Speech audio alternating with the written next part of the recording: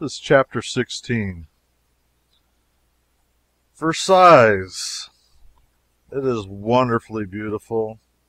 You gaze and stare and try to understand that it is real, that it is on the earth, that it is not the Garden of Eden, but your brain grows giddy, stupefied by the world of beauty around you, and you half believe you are the dupe of an exquisite dream.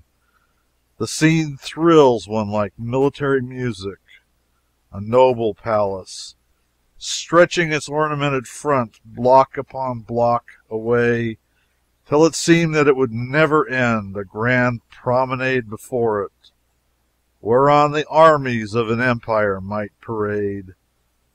All about it rainbows of flowers, and colossal statues that were almost numberless, and yet seemed only scattered over the ample space. Broad flights of stone steps leading down from the promenade to lower grounds of the park. Stairways that whole regiments might stand to arms upon and have room to spare. Vast fountains whose great bronze effigies discharged rivers of sparkling water into the air and mingled 100 curving jets together in forms of matchless beauty. Wide, grass-carpeted avenues that branched hither and thither in every direction and wandered to seemingly interminable distances, walled all the way on either side with compact ranks of leafy trees, whose branches meet above and formed arches as faultless and as symmetrical as ever were carved in stone. And here and there were glimpses of sylvan lakes with miniature ships glassed in their surfaces. And everywhere, on the palace steps, on the great promenade, around the fountains, among the trees, and far under the arches of the endless avenues, hundreds and hundreds of people in gay costumes walked or ran or danced, and gave to the fairy picture the life and animation which was all of perfection it could have lacked. It was worth a pilgrimage to see. Everything is on so gigantic a scale. Nothing is small, nothing is cheap. The statues are large, the palace is grand, the park covers a fair-sized county, the avenues are interminable. All the distances and all the dimensions about Versailles are vast, and I used to think the pictures exaggerated these distances and these dimensions beyond all reason, and that they made Versailles more beautiful than it was possible for any place in the world to be. I know now that the pictures never came up to the subject in any respect, and that no painter could represent Versailles on canvas as beautiful as it is in reality. I used to abuse Henry the 14th for spending $200 millions in creating this marvelous park, when bread was so scarce with some of his subjects. But I have forgiven him now. He took a tract of land 60 miles in circumference and set to work to make this park and build this palace and a road to it from Paris. He kept 36,000 men employed daily on it, and the labor was so unhealthy that they used to die and be hauled off by cartloads every night.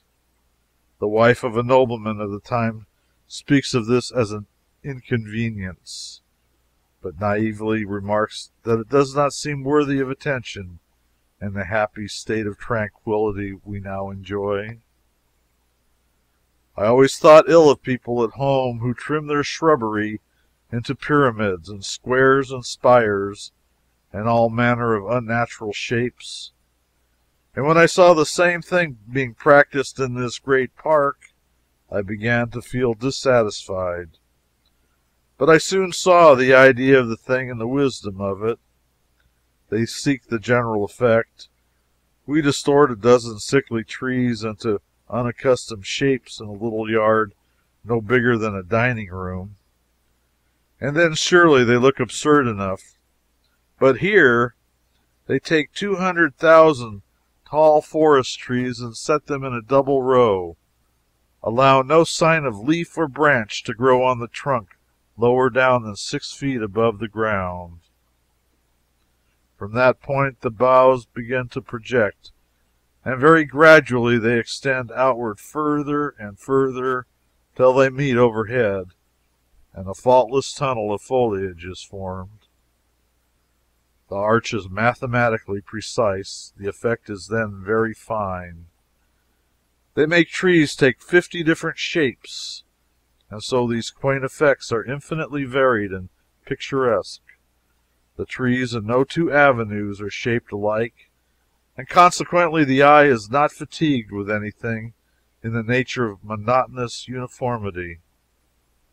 I will drop this subject now, leaving it to others to determine how these people manage to make endless ranks of lofty forest trees grow to just a certain thickness of trunk, say 1 2/3 feet, and how they make them spring to precisely the same height for miles, how they make them grow so close together, how they compel one huge limb to spring from the same identical spot on each tree and form the main sweep of the arch, and how all these things are kept exactly in the same condition and in the same exquisite shapeliness and symmetry month after month and year after year.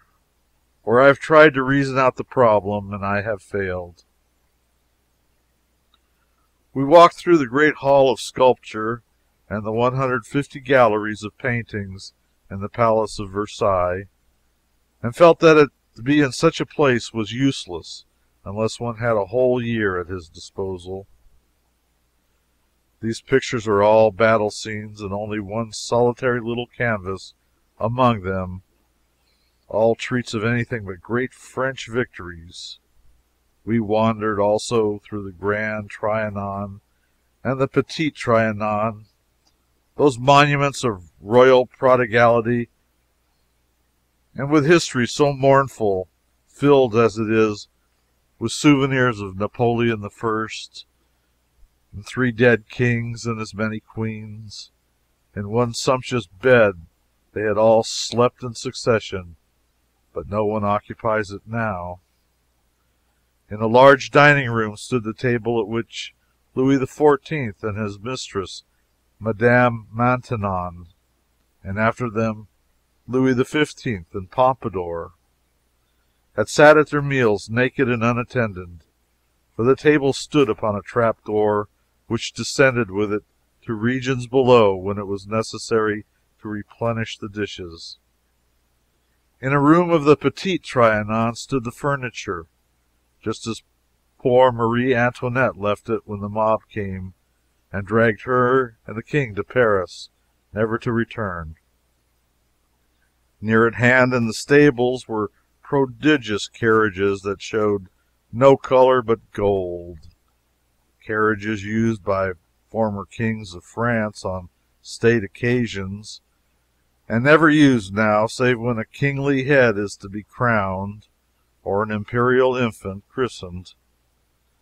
And with them were some curious sleighs whose bodies were shaped like lions, swans, tigers, etc., vehicles that had once been handsome, with pictured designs and fine workmanship, but were dusty and decaying now. They had their history. When Louis XIV had finished the Grand Trianon, he told Maintenon he had created a paradise for her, and asked if she would think of anything now to wish for. He said he wished the Trianon to be perfection, nothing less.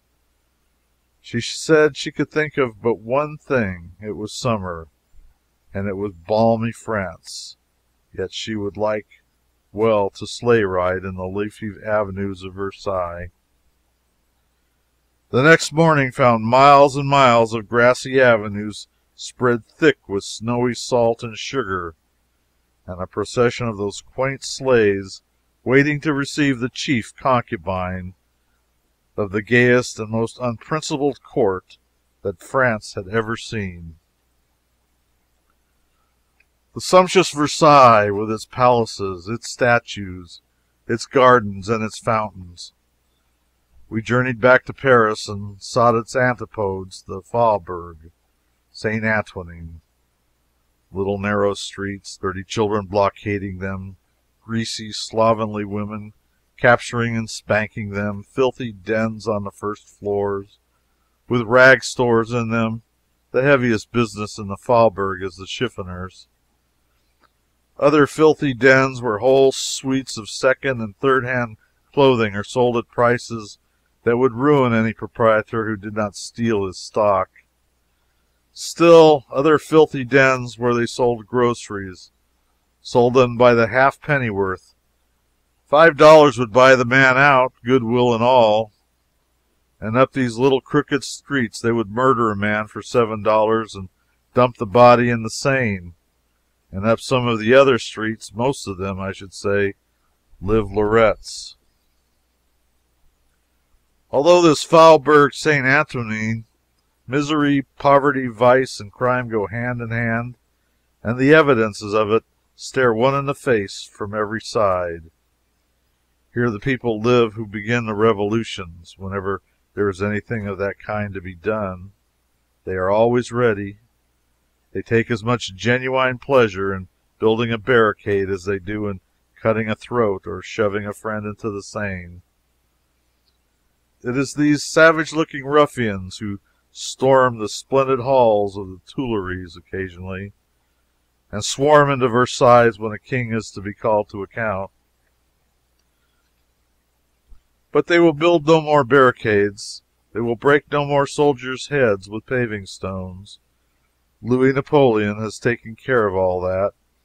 He is annihilating the crooked streets and building in their stead noble boulevards as straight as an arrow, avenues which a cannon ball could traverse from end to end without meeting an obstruction more irresistible than the flesh and bones of men. Boulevards whose stately edifices will never afford refuges and plotting places for starving, discontented revolution breeders. 5 of these great thoroughfares radiate from one ample center, a center which is exceedingly well adapted to the accommodation of heavy artillery. The mobs used to riot there, but they must seek another rallying place in future, and this ingenious Napoleon paves the streets of his great cities with a smooth, compact composition of asphaltum and sand.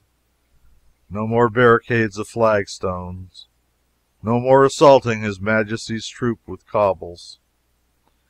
I cannot feel friendly toward my quondam fellow American, Napoleon III, especially at this time, July 1867, when in fancy I see his credulous victim, Maximilian, lying stark and stiff in Mexico, and his maniac widow watching eagerly from her French asylum for the form that will never come.